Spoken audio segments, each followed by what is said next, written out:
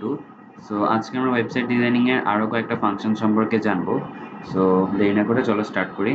ফার্স্টে আমরা আমাদের ফোল্ডারটা ওপেন করে নিলাম। দেন এখানে আমরা আজকে ক্লাস 2 একটা ফোল্ডার রেখেছি। সো ক্লাস 1 এর ফাইলটা আমরা কপি করে দিই।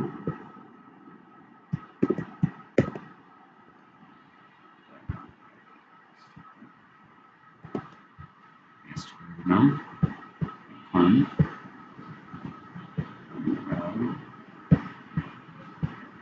ফাইলটাকে ওপেন করে নেব।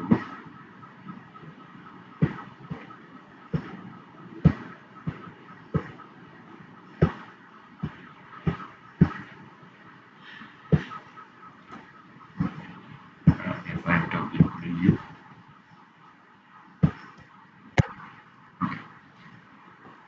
সো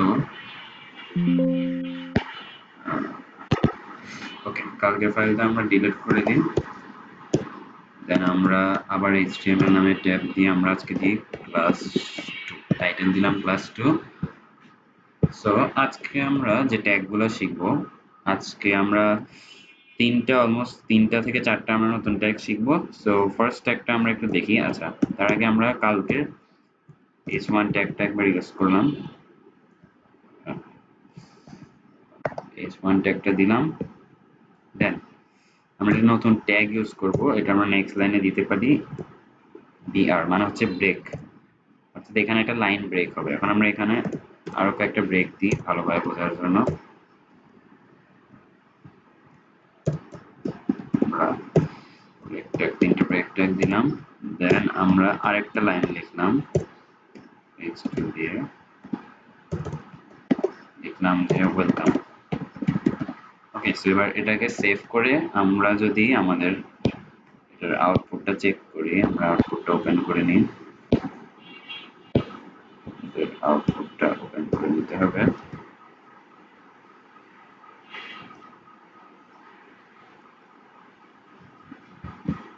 সো আমরা এখানে আউটপুটটা আসতেছে।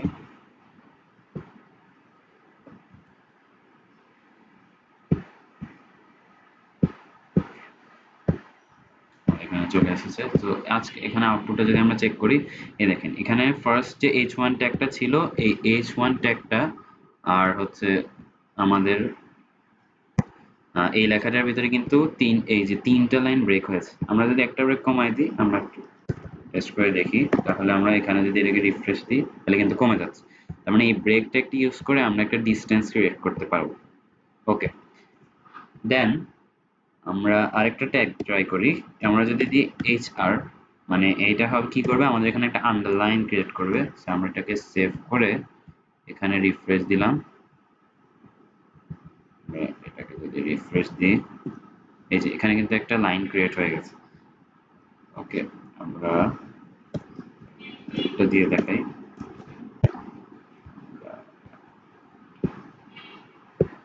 এই যে আমাদের এখানে লাইন ক্রিয়েট হচ্ছে।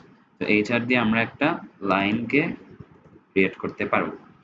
দেন আমরা এখন আরেকটা ট্যাগ শিখবো, খুব ইজি ইজি ট্যাগ। সো আমরা কয়েকটা ট্যাগ শেখার আজকে চেষ্টা করব।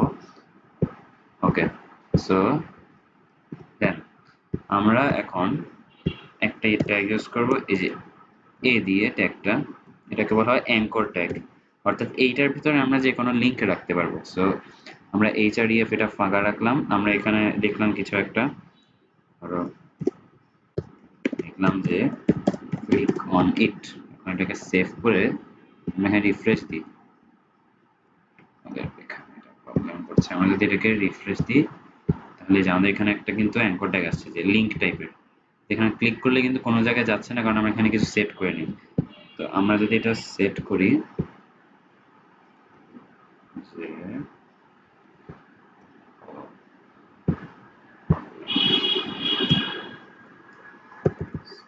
আমরা একটু আরেকবার ওপেন করি।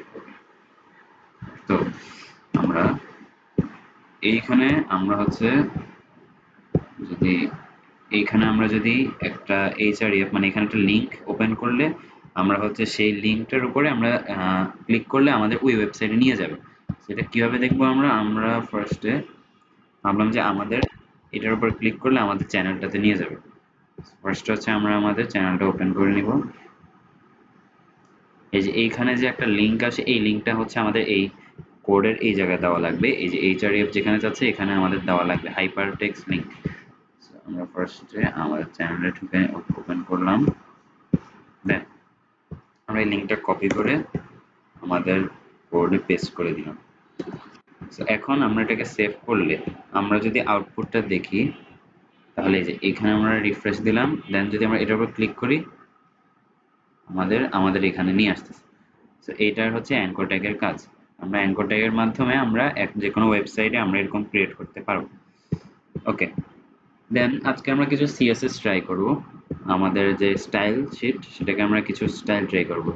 সো আমরা একটু styles.css টা চেক করব। সো এটা styles.css এই একটা আলাদা ফাইল, কিন্তু এটার সাথে কানেক্ট করার জন্য আমাদের এখানে একটা লাইন লিখতে হবে, লিংক। এই যে এখানটা আছে লিংক, এন্টার ক্লিক করলে আমাদের এখানে এই যে নিচে relation with style sheet type text slash CSS, মানে সিএসএস টা আমরা টেক্সট আকারে এখানে লিখবো। দেন আমাদের এখানে এই লিংকটা দিয়ে দিতে বলতেছে, আমরা লিংকটা এখানে দিয়ে দিব। এই যে আমাদের এখানে যে চাচ্ছে, যেখানে হচ্ছে আমাদের সিএসএস ফাইলটার নাম হচ্ছে styles.css। সো আমরা এইখানে এটা দিয়ে দিব styles.css, এই ডট স্ল্যাশটা না দিলেও হবে। ওকে, সো এখন এটা কিন্তু কানেক্ট হয়ে গেছে এটার সাথে, কানেক্ট হয়েছে। এখন তো আমরা বুঝতে পারছি না, এখন আমরা এটা ট্রাই করলে দেখতে পারবো। তো আমাদের ফাইলটা আমরা ওপেন করে নিয়ে styles.css টা দেন এখন আমরা কিভাবে করব, এখন দেখেন এখানে একটা ট্যাগ আছে বডি ট্যাগ। সো আমরা যদি এই বডি ট্যাগের কোনো চেঞ্জ করতে চাই তাহলে আমাদের এখানে লিখতে হবে বডি, বডি লিখে একটা সেকেন্ড ব্র্যাকেট দিয়ে আমাদের এই ডিজাইনিং অলওয়েজ এরকম সেকেন্ড ব্র্যাকেট ইউজ করতে হবে, এন্ড এটার ভিতরেই আমাদের সকল ডিজাইন লিখতে হবে। সো এখন আমরা ধরলাম যে আমাদের এই পুরো পেজটা কি কালার, পুরো পেজটা হচ্ছে হোয়াইট কালার। সো আমরা এটা কালার চেঞ্জ করব, কালার চেঞ্জ করে আমরা দিব ব্যাকগ্রাউন্ড, ব্যাকগ্রাউন্ড বা ব্যাকগ্রাউন্ড কালার যে কোনো ট্যাগ ইউজ করা যেতে পারে। ব্যাকগ্রাউন্ড কালার ইউজ করলাম লাইট গ্রিন, আচ্ছা লাইট ব্লু। এবার সেভ করে আমরা যদি এখানে কন্ট্রোল আর দিই, আমাদের এটা কিন্তু লাইট ব্লু কালারের হয়ে গেছে। এখানে অনেকগুলো কালার আছে, আমরা যদি আরো কিছু ট্রাই করি, যেমন আমরা যদি দিই রেড, ডার্ক, আচ্ছা ডার্ক রেড দিলাম, তাহলে এটাকে যদি রিফ্রেশ দিই এই যে আমাদের এখানে ডার্ক রেড কালারটা হয়ে যাচ্ছে। আর এই কালারগুলো আমরা চেঞ্জ করতে পারবো। কিভাবে চেঞ্জ করব, এই কালারগুলো চেঞ্জ করার জন্য আমাদেরকে এখানে দেখেন বডি ট্যাগ আছে, এই বডি ট্যাগের ভিতরে আবার কিন্তু আমাদের এই অল ট্যাগ, এই সব ট্যাগ কিন্তু এই বডি ট্যাগের ভিতরে, এই বডি ট্যাগটার ভিতরে। সো আমাদেরকে এটা ইউজ করতে হবে যে এই ট্যাগগুলা বডি ট্যাগের ভিতরে। এখন কিভাবে লিখবো, আমরা ফার্স্টে লিখবো বডি, তারপর একটা স্পেস দিয়ে আমরা কিসের চেঞ্জ করবো, আমরা ধরলাম এই H1 ট্যাগটা চেঞ্জ করবো, তাহলে আমাদের স্পেস দিয়ে লিখতে হবে H1। দেন আমরা একটা সেকেন্ড ব্র্যাকেট দিব, এন্ড এখানে আমাদের যে ইয়াটা H1 ট্যাগ, মানে আমাদের যে হেডিংটা আছে ফার্স্ট হেডিং হ্যালো, এই হেডিংটা আমরা চেঞ্জ করব, কালারটা চেঞ্জ করব। সো আমরা লিখবো যে ফন্ট কালার, ফন্ট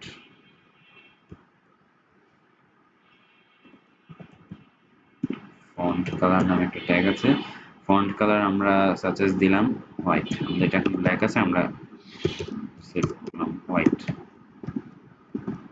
দেন যদি এখানে রিফ্রেশ দিই,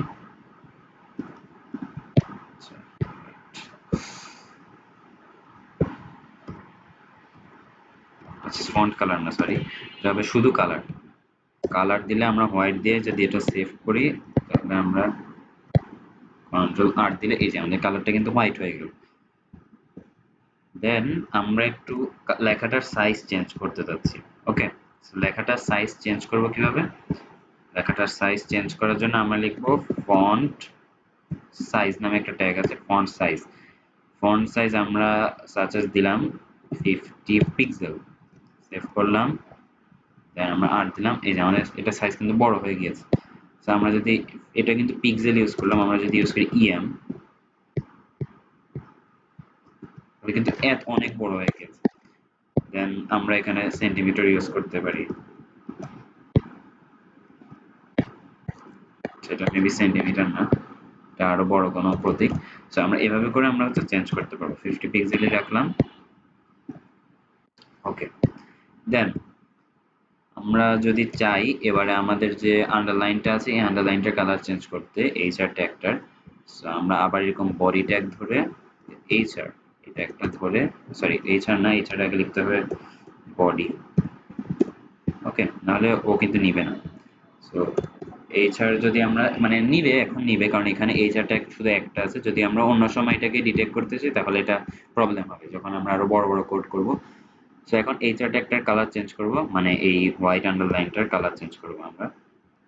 সাথে আমরা কালার দিলাম কালার ব্লু, স্কাই ব্লু।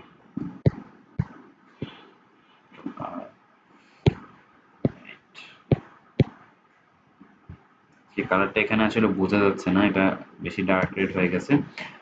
ওকে, সো আমরা এখন আরেকটা জিনিস ট্রাই করব, যে আমাদের এই হ্যালো লেখাটা, আমাদের হেডিংটা হচ্ছে একটা সাইডে। সো আমরা এটাকে হচ্ছে মাঝখানে আনার চেষ্টা করব, মাঝখানে আনবো। মাঝখানে কিভাবে আনবো, আমরা হচ্ছে এই h1 ট্যাগের ভিতরে আমরা লিখবো পজিশন সেন্টার।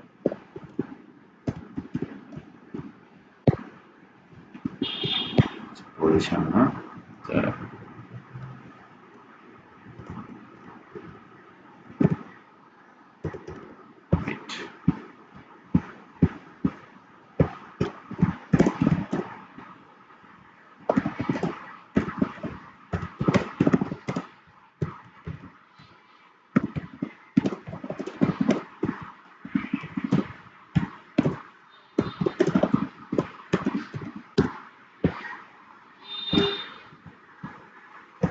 আচ্ছা আমরা লিখবো টেক্সট অ্যালাইন। ওকে, আমরা এখানে লিখবো টেক্সট অ্যালাইন সেন্টার, তাহলে আমাদের এটা কিন্তু সেন্টারে চলে আসবে।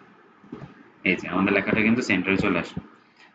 দেন আমরা এইটার কালার চেঞ্জ করতে যাচ্ছি, সাথে আমরা হচ্ছে এই এখানে কিন্তু ব্লু কালার, আমরা এই ব্লু কালারটা চেঞ্জ করতে যাচ্ছি। আমাদের এই ডার্ক রেডটা